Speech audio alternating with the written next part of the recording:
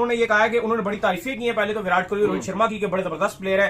रोहित शर्मा को स्पेशली उन्होंने बड़ा हाईली रेट किया है। वो ना सिर्फ प्लेयर्स के ऊपर वो बिल्डअप कर रहे हैं, वो एक्स प्लेयर जो उनके कमेंटेटर हैं उनको फॉक्स न्यूज के ऊपर जो है वो पूरी ट्रांसमिशन, पूरे प्रोग्राम्स, पॉडकास्ट चल रहे हैं उनके। इस बंदे के स्टैट्स चेक करें एज अ ओपनर, जब से इसने ओपनिंग की है 2013 के बाद, ऐसा राइज बहुत ही कम लोगों के नसीब में आया है। ऑस्ट्रेलिया वाले होकर इतना बड़ा एक प्लेयर की रिस्पेक्ट कर रहे हैं कि यार इसने क्रिकेट को बहुत कुछ दिया, ये ग्लोबल स्टार है, ये सिर्फ इंडिया के स्टार नहीं है, ये दुनिया के स्टार है। इंडिया की क्रिकेट बिल्कुल चेंज हो गई है, इंडिया उड़ा देगा उनको, उनके होम ग्राउंड में मारेगा। मैं वो कह रहा हूँ, लेकिन आप कभी भी ऑस्ट्रेलिया को किसी भी फॉर्मेट में, अब तो मैं कह रहा हूँ किसी भी जेंडर में भी आप इजी नहीं ले सकते, वो कभी भी कहीं भी कुछ भी कर सकता है। लेकिन उनकी अब आप देखो ना, वो बेस करते हैं ट्रेविस हेड पे। सही है, ट्रेविस हेड अभी दुनिया के सामने एक्सपोज हुआ है ना जी। जो इंडिया ऑस्ट्रेलिया की सीरीज हो रही है, यहाँ पे ऑस्ट्रेलिया के चीफ एग्जीक्यूटिव ग्रीनबर्ग और क्रिकेट ऑस्ट्रेलिया और सिडनी, वो कह रहा है जी कि इन दोनों खिलाड़ियों के लिए हम फेयरवेल दे रहे हैं, इन दोनों को इस तरह से हम रुखसत करना चाहते हैं क्योंकि ऑस्ट्रेलिया दोबारा कभी शायद नहीं आएंगे, मतलब इंडिया की जर्सी में इंडियन क्रिकेटर के तौर पर। वो हकीकत बात है क्योंकि आगे इंडिया की कोई सीरीज नहीं है इन ऑस्ट्रेलिया। आपको पता है Rohit Sharma in Australia against Australia, मैं कह रहा हूं ऐसा धांसू किस्म का रिकॉर्ड है। 19 इनिंग में 990 रन है, 400 है, 58 की एवरेज है, ऑलमोस्ट 60 की एवरेज। जो 100 है ना वो भी लंबी इनिंग है, छोटी इनिंग नहीं है, और स्ट्राइकर भी तगड़े हैं। ऑस्ट्रेलिया के अंदर मैंने सुना है कि क्योंकि इसकी टिकट्स जो है वो 1.5 महीने पहले ही आ गए थे, वो सारा सोल्ड आउट है। सारी जितनी भी टिकट्स हैं वो सारी, आई थिंक कोई 50-60,000 टिकट्स थी, वो सारी खत्म हो चुकी हैं। देखो बुरा मत मानना, लेकिन मैं आपको एक सच्ची बात बता रहा हूँ, ऑस्ट्रेलिया इंडिया के साथ ओडीआई सीरीज को बिल्कुल सीरियस नहीं ले रहा। एक तरफ इंडिया ने इतनी बड़ी स्ट्रॉन्ग टीम भी, जो दूसरी तरफ ऑस्ट्रेलिया से ओडीआई सीरीज को सीरियस नहीं ले रहा। ये ट्रेविस हेड कह रहे हैं, जिनसे इंडिया वैसे ही बड़ा खौफ खाता है, इंडियन टीम खौफ खाती है कि वो इंडिया को नहीं बख्शता। ट्रेविस हेड ये बात कर रहा है, वो क्या कह रहा है, वो कहता है कि विराट कोहली और रोहित शर्मा को मैं समझता हूं कि 2027 का वर्ल्ड कप खेलना चाहिए। वो दोनों बेस्ट इस टाइम ओडीआई के प्लेयर रहे हैं, उन्होंने पास में भी इंडिया के लिए परफॉर्मेंस दिखाई है। तो मेरे ख्याल से तो फिर इंडिया को इनको 3-0 से हराना चाहिए। हालांकि उन्होंने बड़ी तारीफें की हैं पहले तो विराट कोहली और रोहित शर्मा की, कि बड़े जबरदस्त प्लेयर है। रोहित शर्मा को स्पेशली उन्होंने बड़ा हाईली रेट किया है। दूसरा उन्होंने कहा कि मुझे लगता है कि दोनों अगर मेहनत करें तो 2027 वर्ल्ड कप तक जा सकते हैं। देखिए उन्होंने कहा कि मैं तो समझता हूं कि दोनों को जाना चाहिए, और मेरा पर्सनल ओपिनियन ये, बाकी इंडियन टीम की सिलेक्शन कमेटी और उनकी जो बोर्ड है उनका मामला, और वो दो इंडिविजुअल्स का मामला है। लेकिन मुझे लगता है ये ट्रेविस हेड कह रहे हैं, जिनसे इंडिया वैसे ही बड़ा खौफ खाता है, इंडियन टीम खौफ खाती है, कि वो इंडिया को नहीं बख्शता।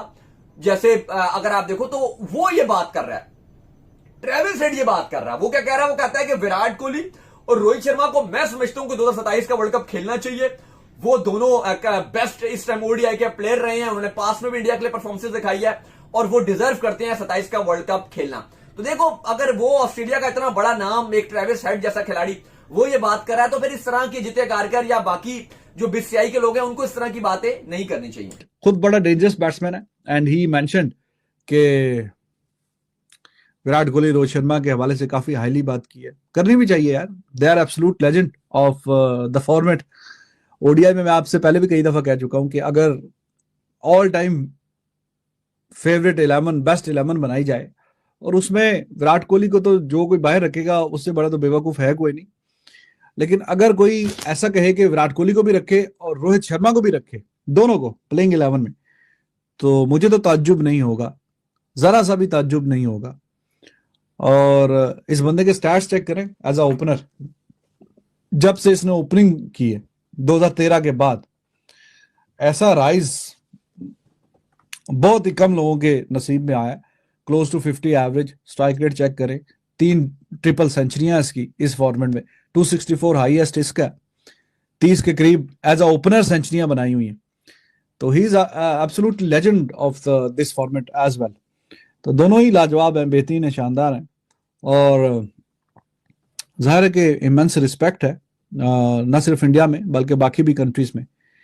तो अब देखेंगे कि अब 3 मैच ही हैं, अब तो देखें मैच ही कम होते हैं ना, ये फॉर्मेट ही एक खेलते हैं, तो कभी कभार ही देखने को मिलता है कि जो फैन है उनको अपने फेवरेट्स जो प्लेयर्स हैं वो कभी कभार ही देखने को मिलेंगे। तो 3 मैच ही हैं, आगे फिर चलो जब भी कोई सीरीज होगी तो लेट्स सी। प्रेशर तो थोड़ा कहीं ना कहीं हल्का फुल्का होगा ही, क्योंकि यहाँ पे तो ऐसा लग रहा है कि बस इंतजार में है कि किसी तरीके से कोई रन ना आए तो बस हम बोल देंगे okay it's time for the future stars to emerge. तो मेरी ख्वाहिश है कि कोई दोनों ही कोई अच्छा डिसेंट परफॉर्म कर जाए, कोई एक 100 बना जाए। विराट कोहली अब तो फॉर्मेट ही एक रह गया, तो वो जो ड्रीम एक वो भी साथ साथ चल रहा था ना कि 100 सेंचुरी का। 5 साल पहले कोई सोच भी नहीं सकता था कि विराट कोहली 100 सेंचुरीज नहीं बनाएगा, क्योंकि वहां पे तो हर सीरीज में 2-2 सेंचुरीज आ रही थी, चाहे वनडे की हो या T20 की हो। साउथ अफ्रीका के खिलाफ एक सीरीज थी वनडे की, मतलब 200-300 कर दिए थे ऐसे खेल खेल में। 5-1 से इंडिया जीता था, मुझे अभी भी याद है। 160 रन एक में बनाए थे एक मैच में, नॉट आउट, और उसमें 100 रन इसने भाग के रनिंग करके लिया था, सिंगल डबल।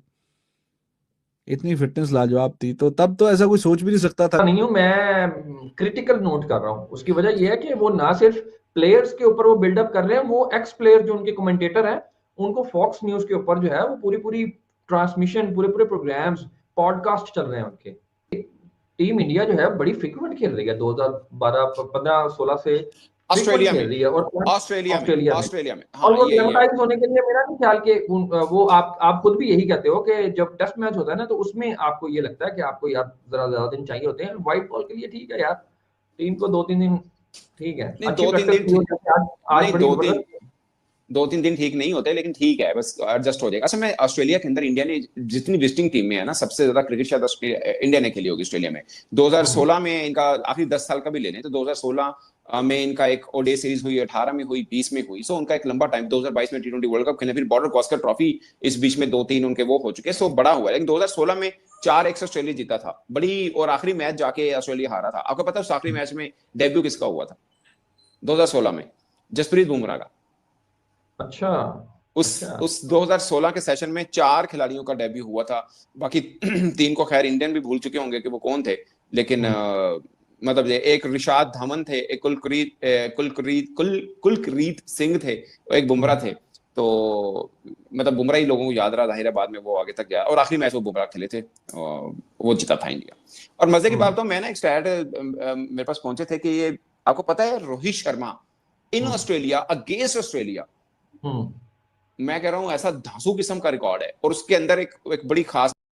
राम राम साथियों, एक बार फिर हमारे YouTube चैनल में आपका स्वागत है। जैसा कि दोस्तों आपने वीडियो में देखा ही होगा, अभी पाकिस्तान के मीडिया में अभी इंडिया की ही चर्चा चल रही है, क्योंकि इंडिया और ऑस्ट्रेलिया का ओडीआई सीरीज है जो कि कल 19 तारीख को होने वाला फर्स्ट मैच, जिसमें विराट कोहली और रोहित शर्मा दोनों खेलने वाले हैं। जिसके कारण एक प्रेस कॉन्फ्रेंस में जिसमें डेविस हेड ने विराट कोहली और रोहित शर्मा की थोड़ी तारीफ की। इसके बाद पाकिस्तान मीडिया में यही चर्चा चल रही है कि हमारी कोई तारीफ क्यों नहीं करता, सिर्फ इंडिया टीम की तारीफ क्यों कर रहा है। इसके कारण पाकिस्तान मीडिया में भी जोरों शोरों से बहस चल रही है।